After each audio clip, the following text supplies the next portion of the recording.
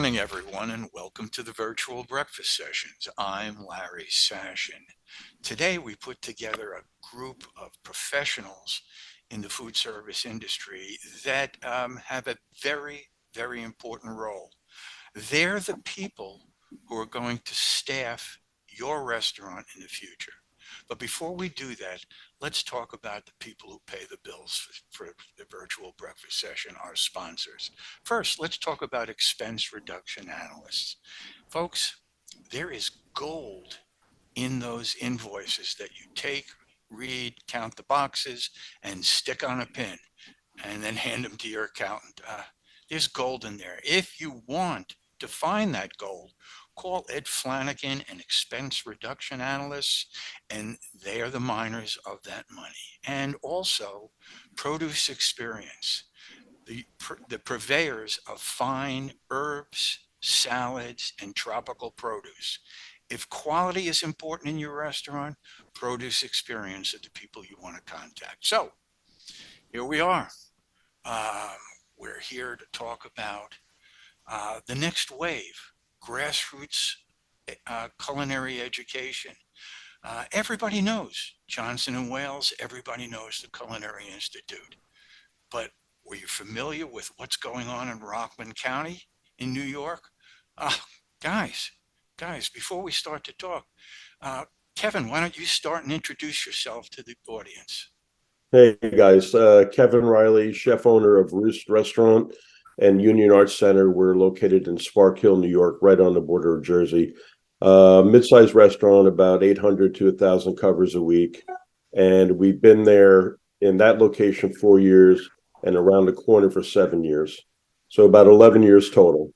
From Rockland County originally, Culinary Institute of America graduate in 1988.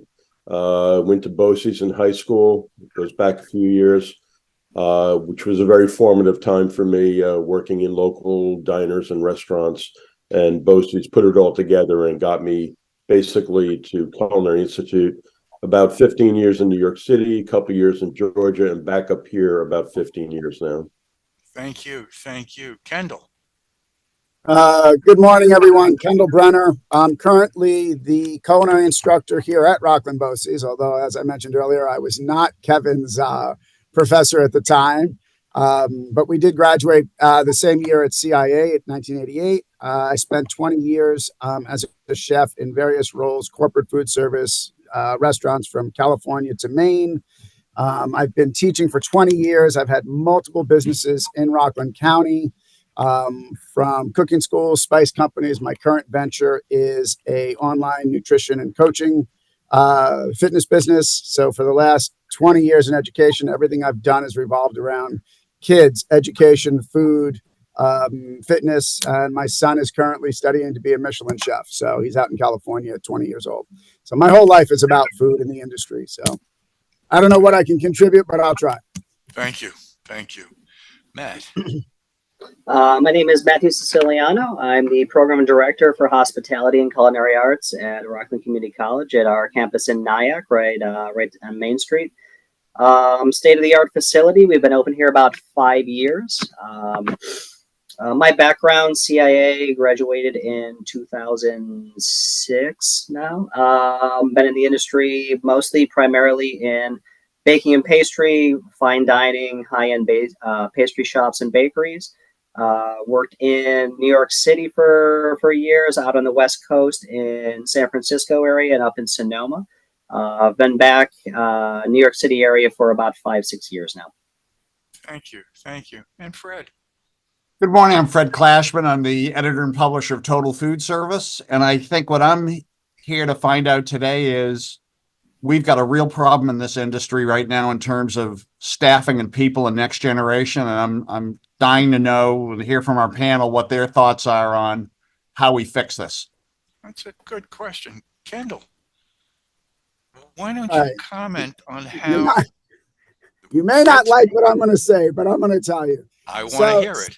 So, since COVID, a lot has changed. And, with the cancel and the woke culture out there, we're seeing it. Chefs are getting, skewered for being too tough on their employees. And, people have like, I don't want to work that hard anymore. And I think COVID really changed the footprint. And, even I talk to my kids and my students, and a lot of it is there's no accountability for kids right now, and there's no real motivation. And a lot of that has to do, I feel, with COVID. So I think you're going to see this for a couple of more years because kids don't want to work that hard right now. They want easy jobs. They don't want to sweat and work 10 hours or 12 hours in a kitchen. I mean, the majority of students that I get, I might have 2, maybe 3 that really are into it right now. I would say 60% of my kids go off to college. Some of them are culinary schools and some of them are traditional colleges. But the work ethic is what is really lacking. And it has to do, from my eyes, is everything changed over COVID. There's just no real accountability for them. So, even like doing assignments. Oh, it was due today. Oh, you mean I have to meet this deadline? Oh, I didn't do it. Okay. So, and we can't be as old school as we were, in the 80s with, kids, especially even in the industry. I mean, my son sees it out in California. He's like, Dad, you won't believe this. I'm like, yeah, I know. I've worked out there. It's a different culture. But it is. I mean, kids just walk off the job if you yell at them or they fall apart and cry. It's a very sensitive environment that we're in right now. And I think I see it in my students, and I'm hopeful that it will come full circle. It usually takes a few years, and now we're 3 years after COVID. So I'm hopeful like in the next 3 years, we'll start to see a little bit of a change because they won't be homeschooled for 3 years.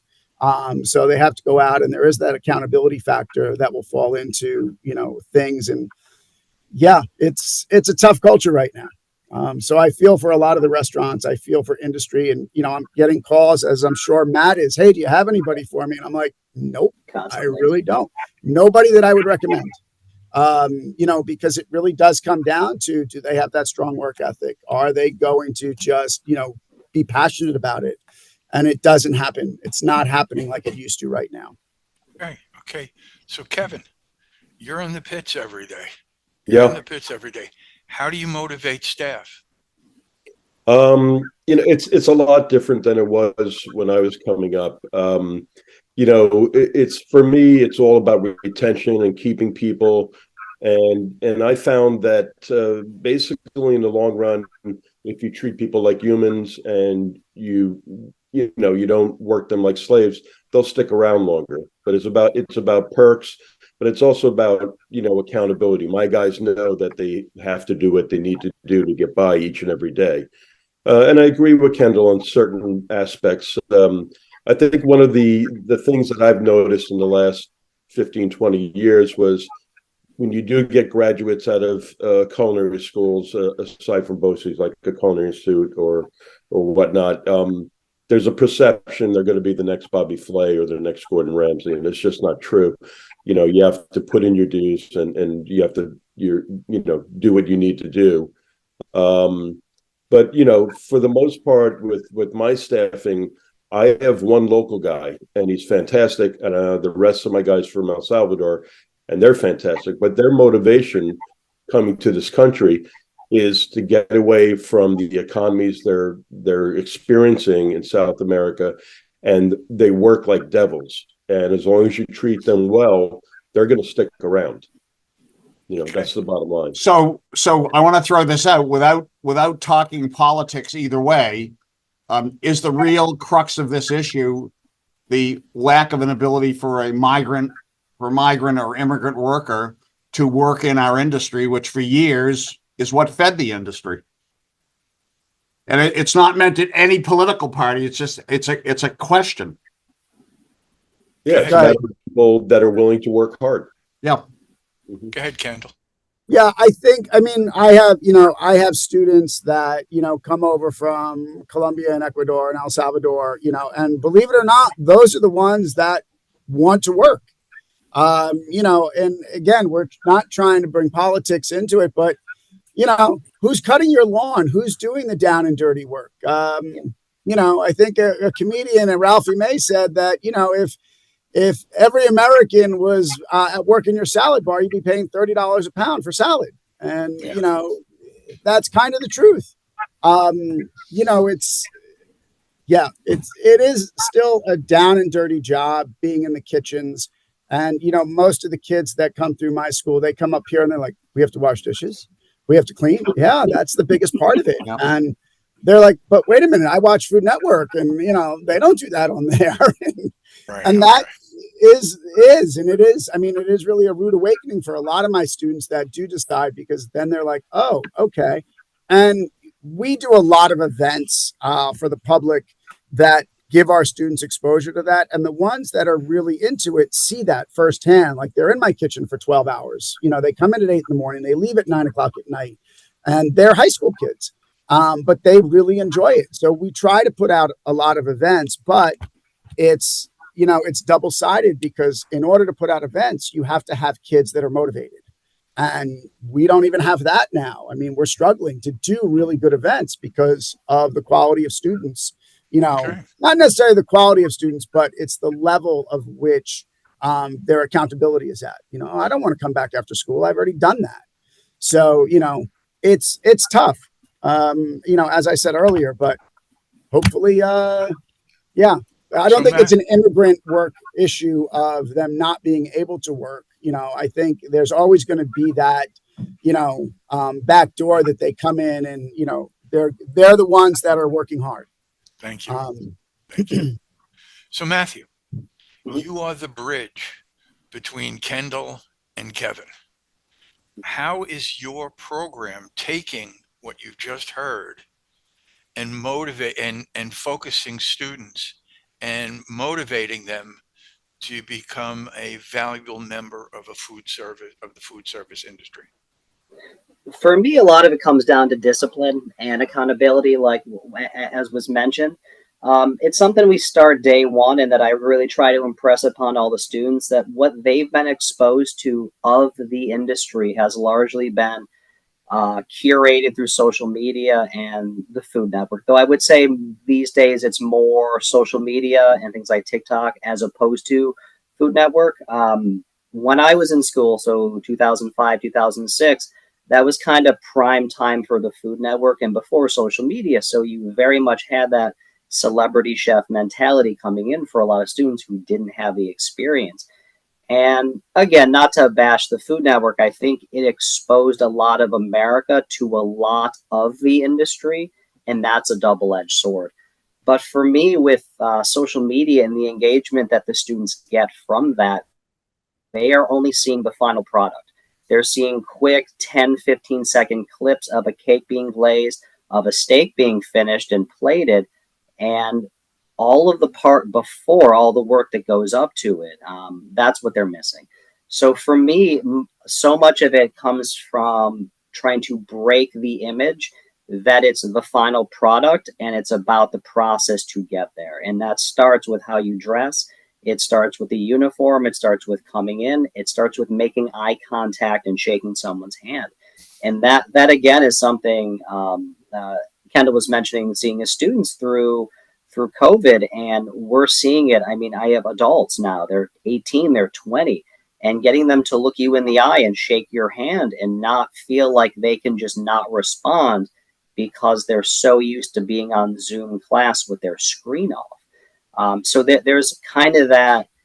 I try to, how should I say, gently shock them, for lack of a better way of saying it, but there needs to be this like jump in the ice water moment where it's like, this is real life.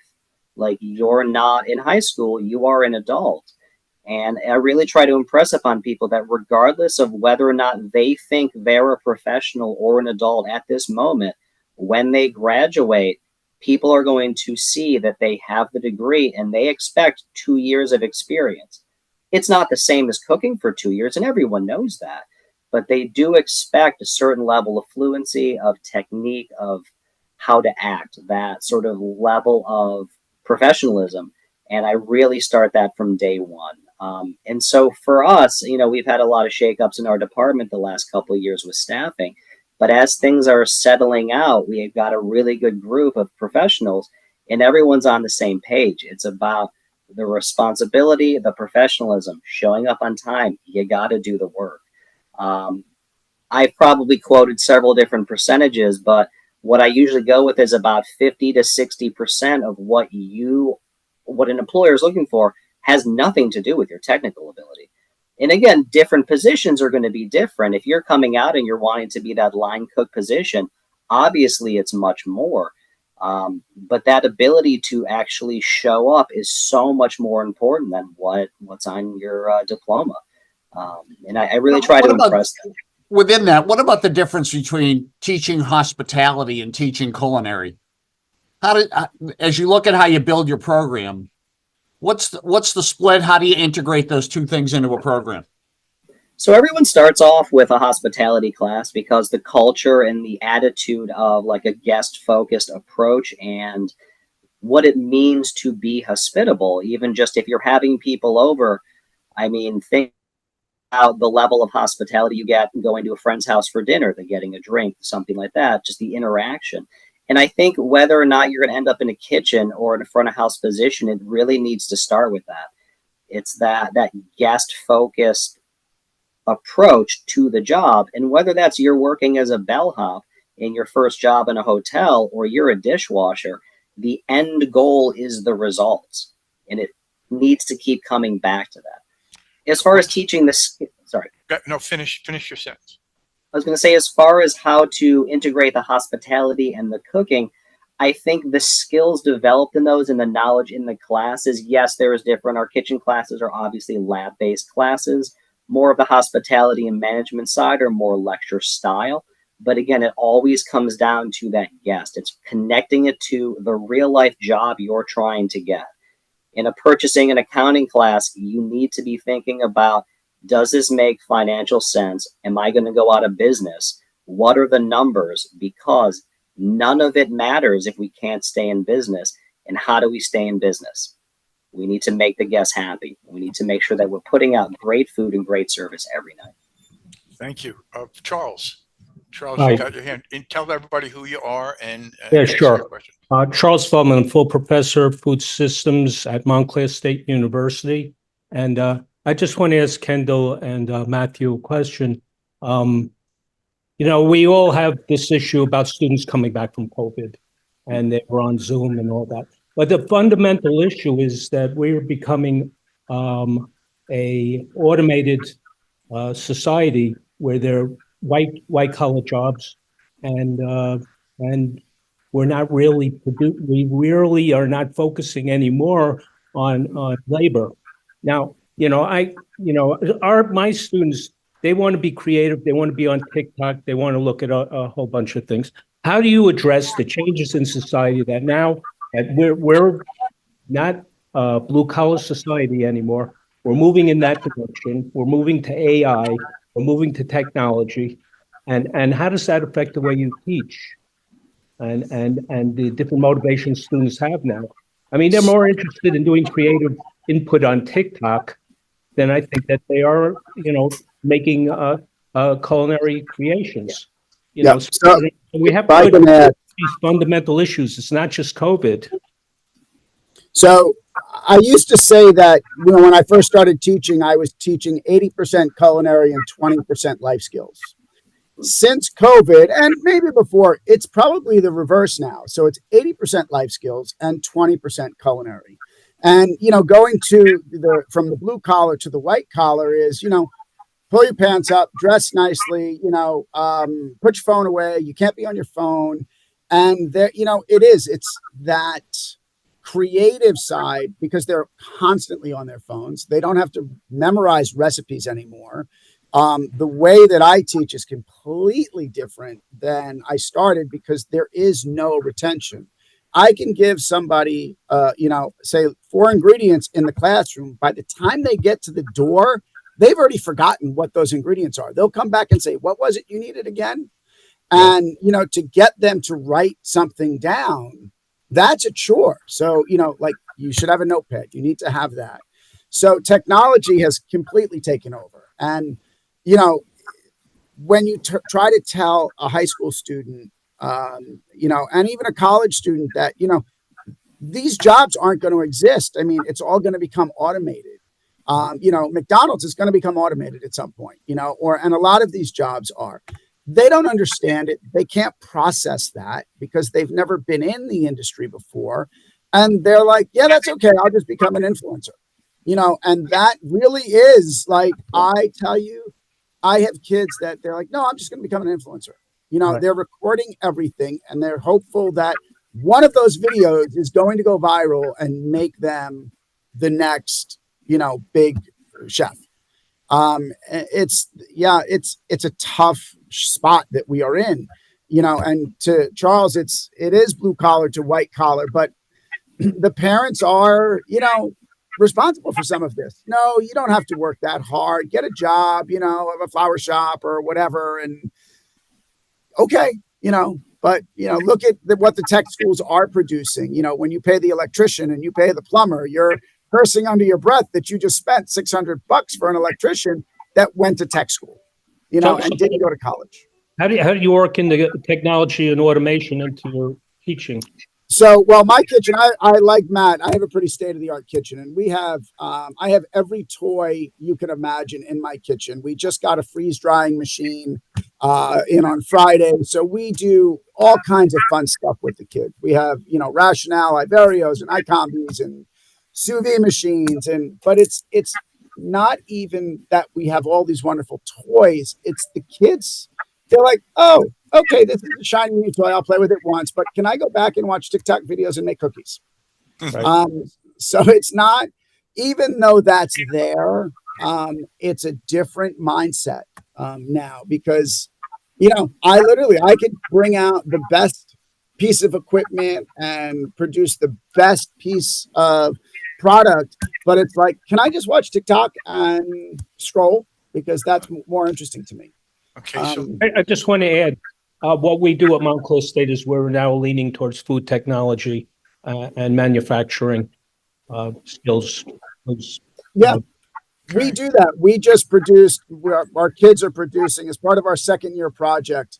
They have to actually produce a product that has to go to market. So this year they did bottling. We've done, some fermentation products. We've done a lot of baked products. Because trying to get them their first year product is they design a restaurant from the ground up. And, when you go to any college, that's part of your business plan. You're going to have to do that. But there's nothing tangible for them. It's like they can't taste it. They can't touch it. They can't smell it. So a couple of years ago, I moved to this manufacturing model because of my background in that it was easy. It was an easy transition. So we produced a hot sauce this year. We produced a marinara sauce. We produced a barbecue sauce. And we, Matt's crew was with us. We did a chili fest and, the kids had the opportunity to sell these products to the public. So that is enticing for them because it's, oh, I can videotape this and I can touch this and, my picture's on the bottle.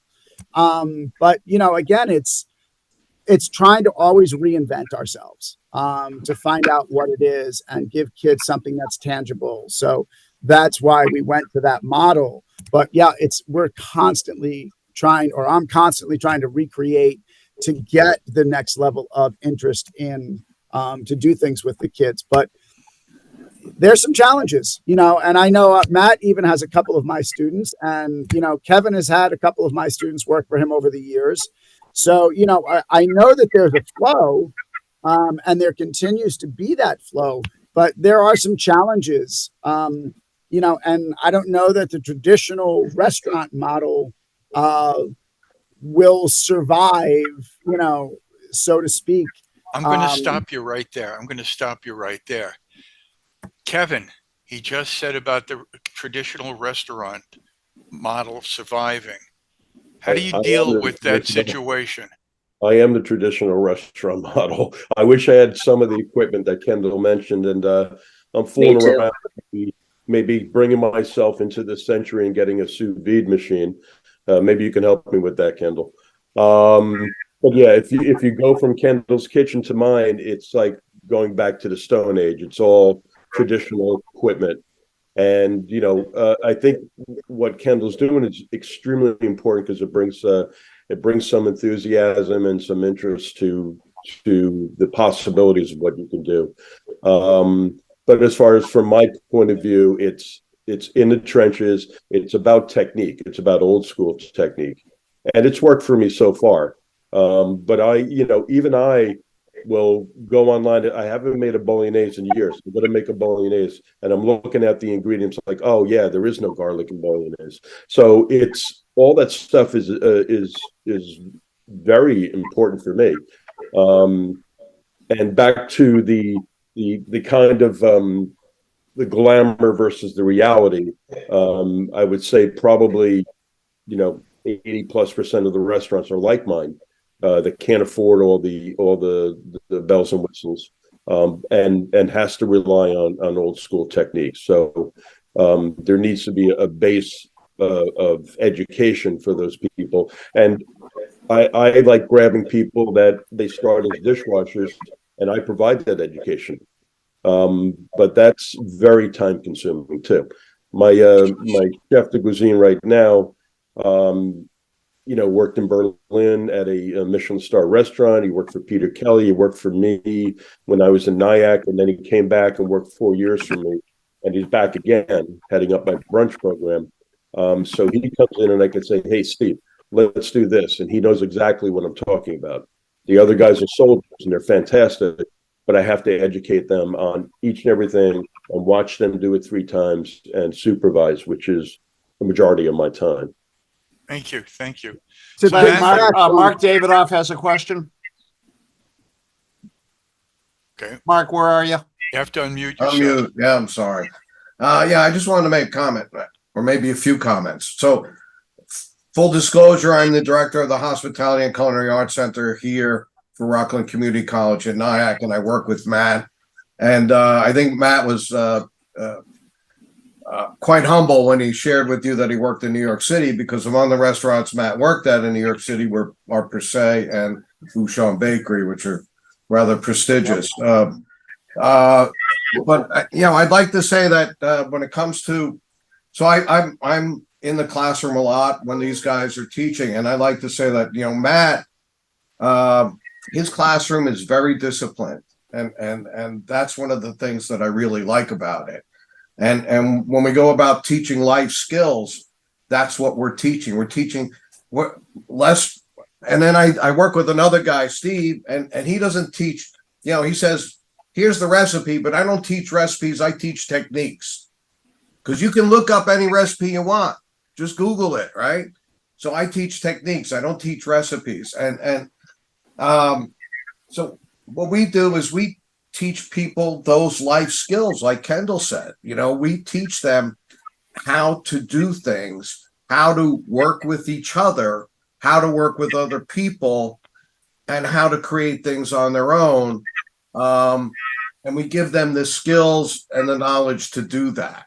And what they do with that is then up to them, and one of the things we have here is we've got a lot of old school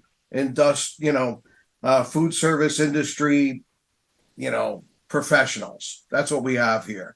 And so we're all from that ilk, we're all from that working 10, 12 hours a day, 6, 7 days, whatever it takes to get the job done kind of thing. And we're able to share a lot of that with our students. Not that they're always willing to accept it, okay? But we share it with them and we explain it to them. And I think that there is a need for that in the industry. And we're not changing, we're trying to provide students for the restaurant and the hospitality industry, including hotels, cruise ships, restaurants, etc. Food service companies like Compass, Sodexo, that kind of thing. So that's what our goal is, to provide people, an independent restaurateurs.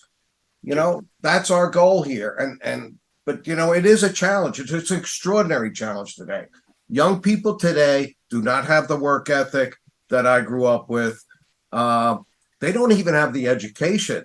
They come here largely unprepared for a college career. They're getting out of high school unprepared. I'm sorry to say that, but it's true. And that's the hill that we have to overcome. But I just wanted to share that with you all because I have to leave a little early. I have another meeting. Okay. Mark, Thank you. can I ask Mark a question? Mark, Well, one second, Yeah. before we go to the question. Matthew. I just wanted to circle back to Charles's question. I do agree that there's a lot of opportunities moving in the white collar direction, but I also think part of the issue, and it's not really an issue, it just is the current state of things. I remember when I moved to the city in 2007. So as a young pastry cook, there was literally 4 or 5 places I would consider working because of the level that they were working at and who I could learn from.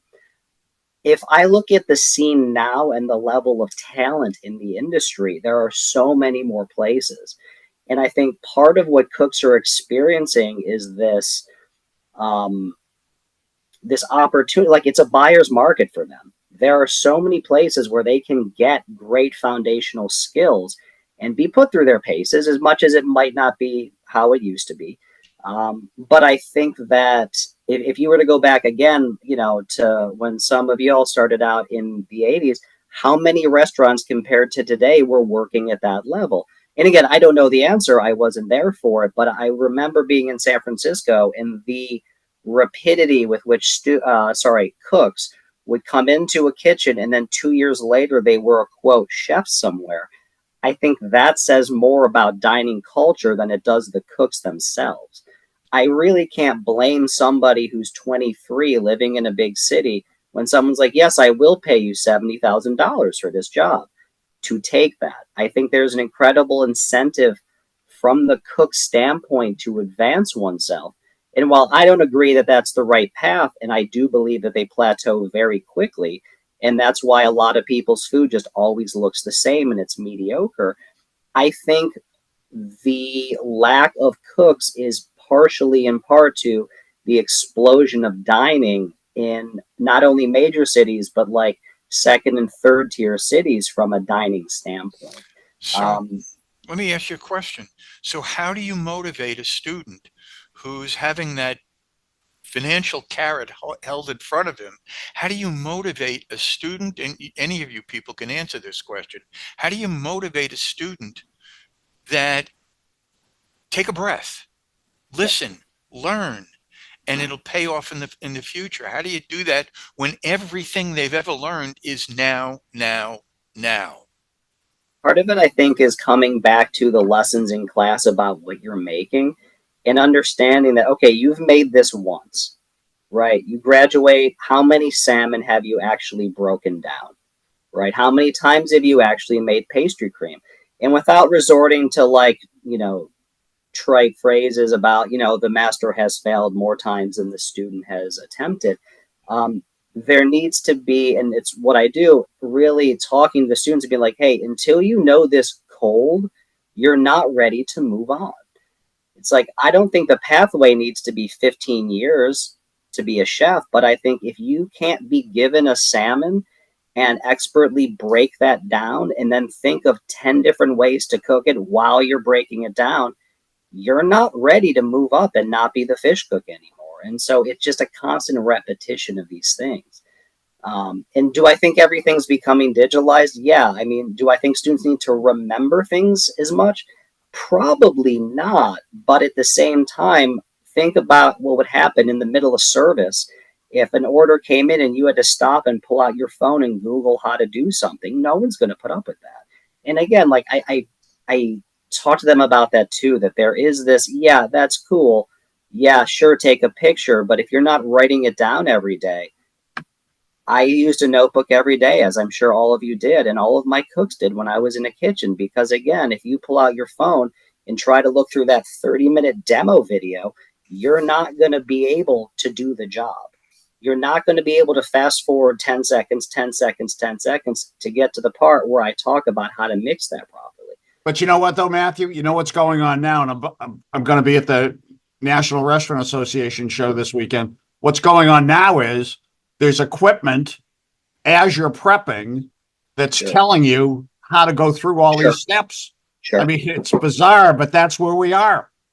I agree, but I also think that if you think about I don't know, industrialized food. And then everybody was eating, Wonder Bread and manufactured bread, but no one thinks that's better than an artisanal loaf of sourdough. And I think there's always going to be that duality. But I think if you go to any sort of artisanal market and you talk to the people making bread, you will feel the passion coming off of that if you engage them. And I think everybody, once they reach that level of financial subsistency, they do want the better stuff. And I don't know if you can replace that. I think if you could have automated sourdough to that level, I think it would have happened. Financially, it might not be as viable. But again, it's all of that industrial stuff. Everyone's been to a buffet and those desserts are garbage and they were mass produced.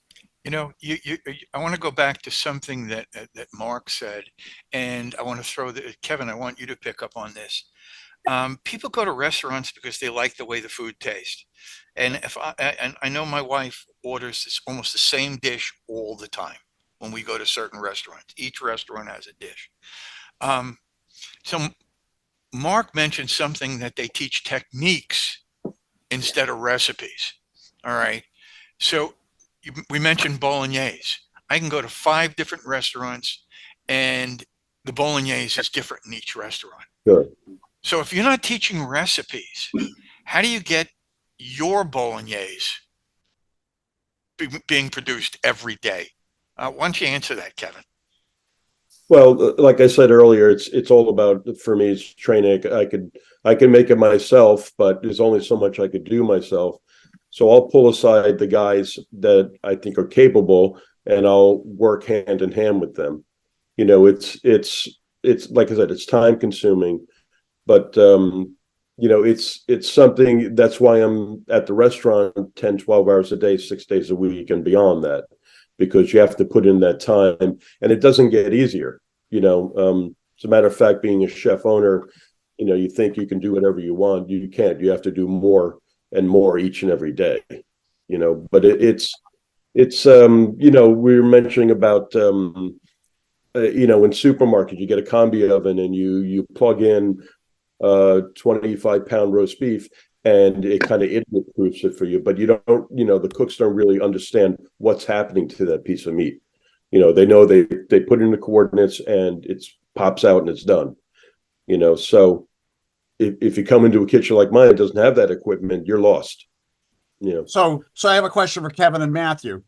Matthew, when a kid leaves your program and goes to work for Kevin, what's Kevin's obligation in terms of future training, moving this student forward?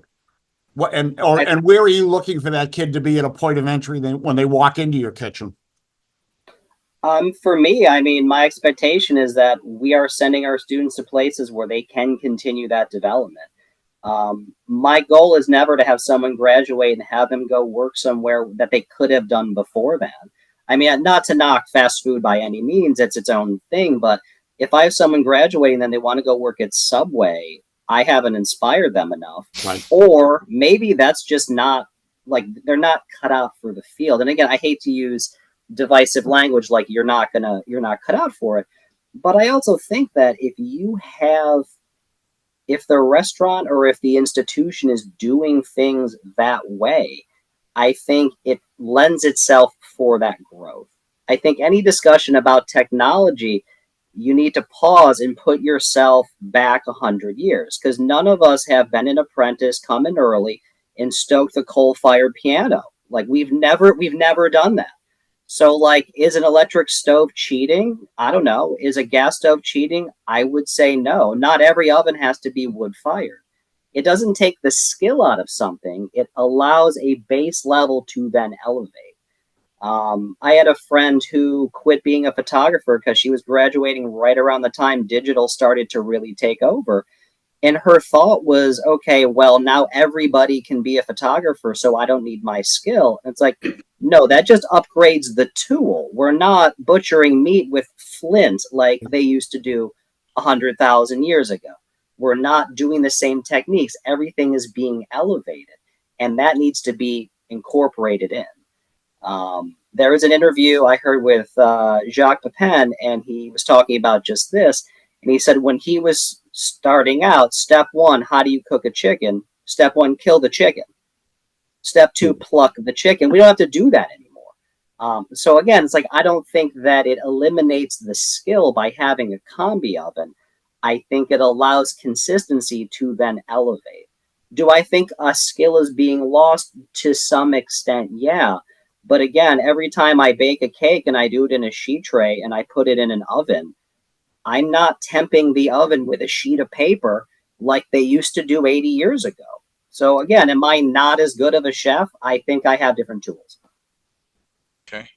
Kendall?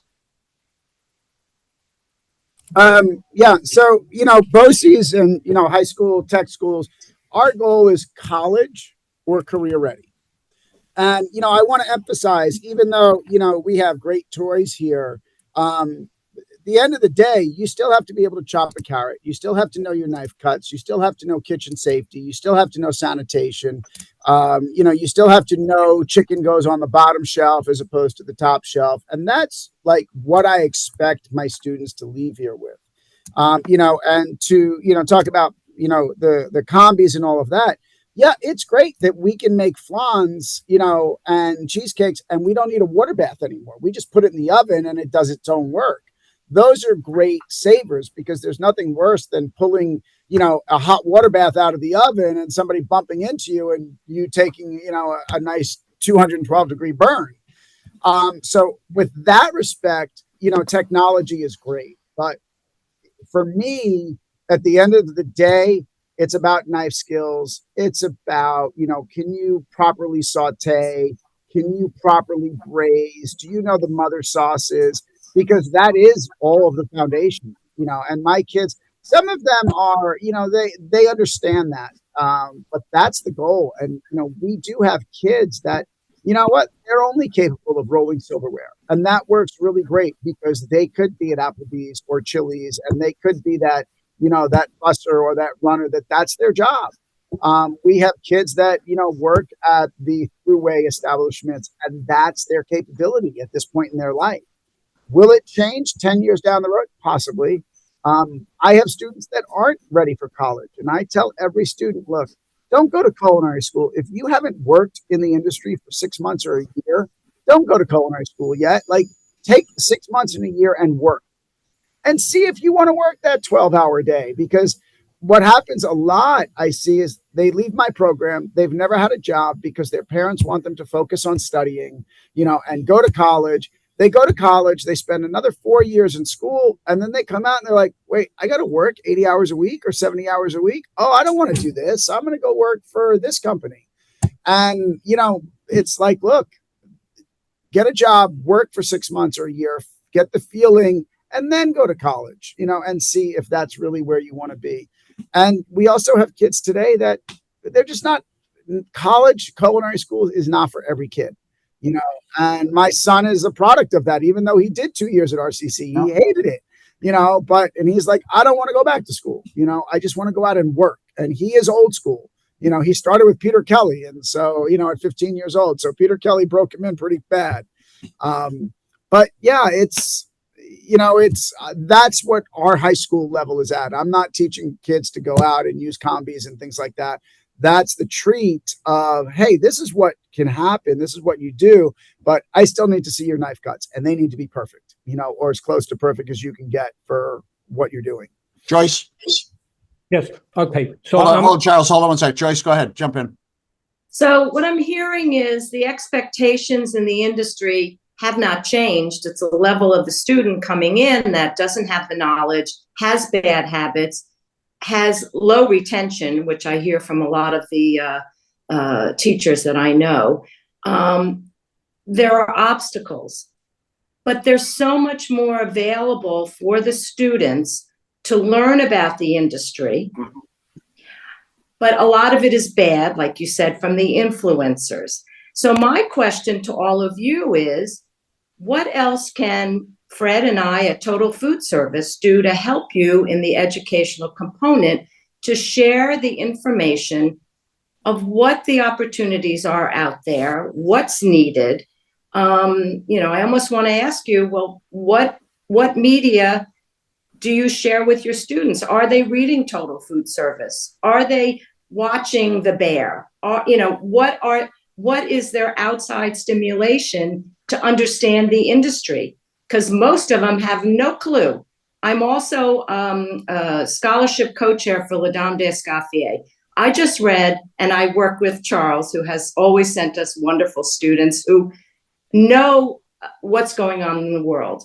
I have read this year 40 applications from students from Cornell, CIA, and other places that have no clue about what the industry is, asking for a scholarship to continue their career and want to open a bed and breakfast, but don't have the knowledge to how to get there. Why would I give them a scholarship when they don't know anything about the industry and they're at Cornell or CIA? So that's Fred and I are, and Larry, we're here to help all of you and help the next generation. What more can we do to help you?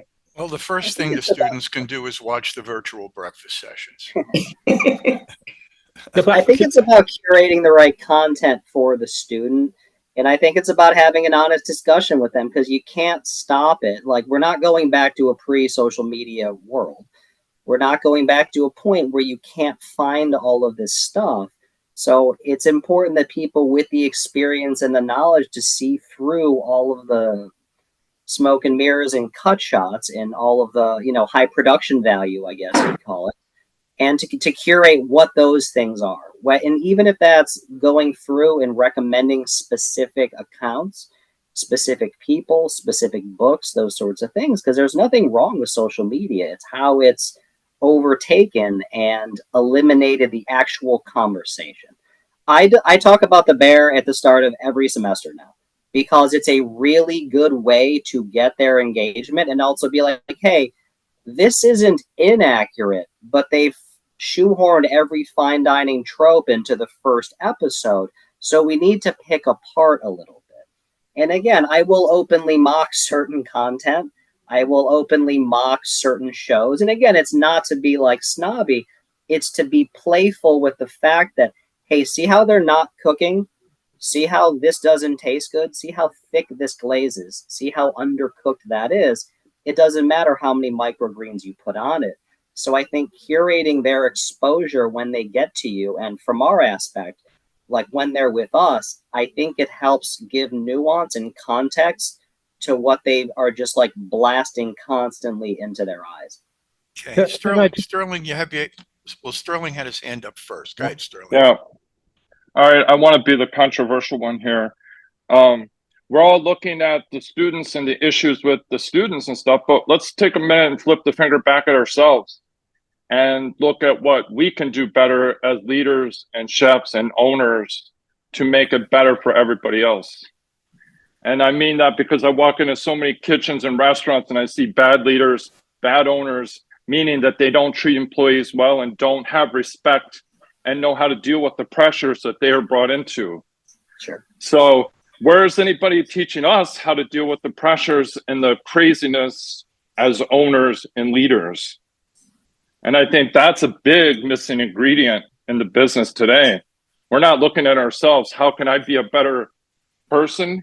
And how can I show people to work better by my example of dealing with pressure and stress?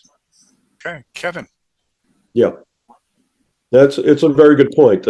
I found that, I was brought up under some screamers and yellers, and on the flip side, there's some very together chefs that I had. Michael Romano at Union Square Cafe, and never heard him raise his voice. Commanded a lot of respect. And I think I've changed over the past 20, 30 years. And I've found that, I have my moments in the kitchen. I certainly do. But I found that the more calm and collected I am, the better my line cooks respond. And there's only so much you can get out of fear. That people could be afraid to do anything, but you got to let people make mistakes. And as I tell them, the most important thing is don't make the same mistakes over again. Learn from it. And I think they really respond to that. Sure, I agree. I think that the big problem is that we hear a lot of that, and I hear a lot of chefs saying, "Oh, I'm the light one, come work with me," and then you go in the kitchen, and it's not that way. I mean, I have burns, cut, punch, kick, hit from owners and chefs and stuff like that. I still see it today in the kitchen everywhere. So, working 14-hour days, it doesn't have to be that way, but that's what we accept. And I'm thinking so much of it is people have been in the kitchens for 30 years and that's all we know. Or the young chef you said was promoted and moved up to that position has no knowledge of dealing with this stuff and dealing with the pressures and stresses in the business. So I think we have to really look at that more than just looking at students and saying, okay, well, they're lazy and they don't want to work. Like that's just a quick excuse. We have to put more onus on us. So what is it you want to see happen? How do we change it? Where does this change come from? Well, it comes from us individually, and that's taking that responsibility. But there should be, my point is that we should be educating us. There should be new education for the owner. There should be for the chefs, because we're not all perfect. And we have many, we can run a good kitchen, but also we still have a lot of issues that we don't know how to deal with either. Where are we looking for that guidance at that level? I do a lot of motivational stuff. I look to Tony Robbins. I look to Brendan Burchard, because I have to look outside of the box as a chef and leader. Okay. And one simple thing I do is tell people, like I go into kitchens, that if you just simply say to them, this is my expectation, this is what I expect from you, versus yelling, I'm saying, like, tell them 100 times, I want this blank, blank, blank. If you simply say that, as one tool that I've learned to be very powerful, is just saying, this is my expectation to people. But this is just one tiny component of a big thing. So again, I think leaders and owners need to be re-educated as well. Thank you. Thank you. Charles, one last comment. Yes, I think there's one thing missing from this discussion particularly when it has to deal with culinary schools and students. When you're in the restaurant business, you always look at who your customer is and you try to adjust to it. What we're not talking about here is, particularly in regards to schools, who's the student?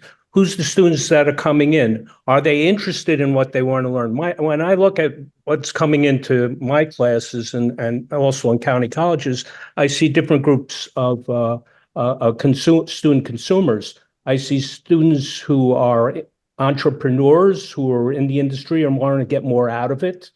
I see possibly some students who want to become chefs. And I see disinterested students who are just in there because they don't know what they want to do.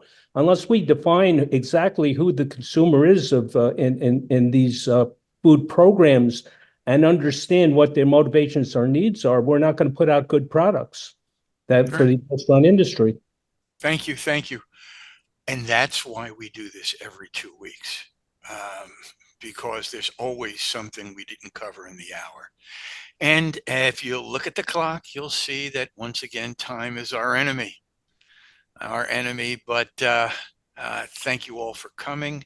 But before we go, I'd like to go around the room and have each one of our panelists leave that one little tidbit in people's minds that they should take away with them.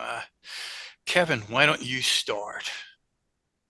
Well, ultimately, it's a discipline in the basics, and it's not what a line cook knows or an entry level person knows.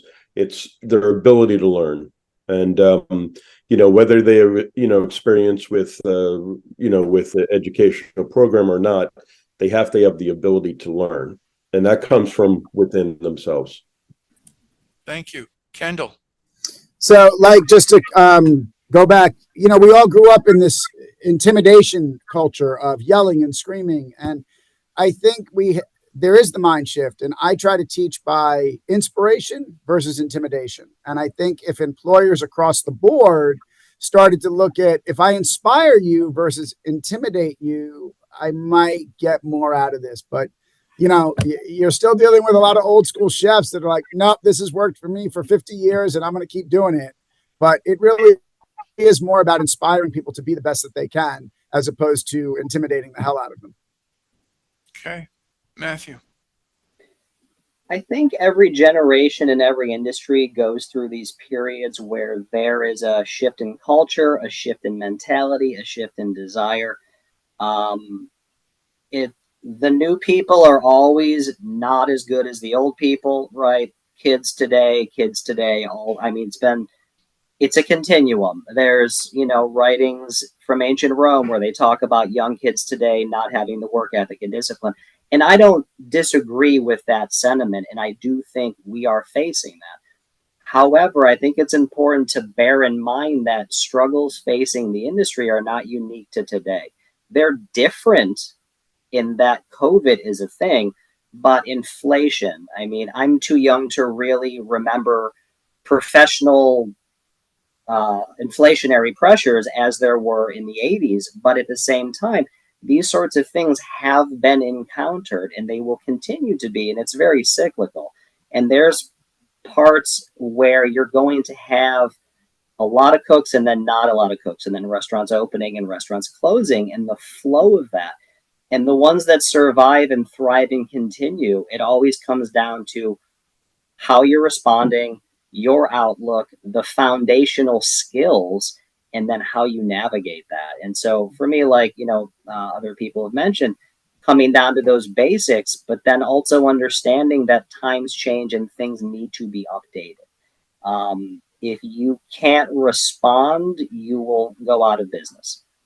And again, like I have not run a restaurant for 30 years. I don't have that level of intimacy with that process, but I do know enough about restaurant economics enough to know that if you aren't willing to change, sometimes you're going to be left behind. And so I think having a wider angle lens on that, I think, is very important.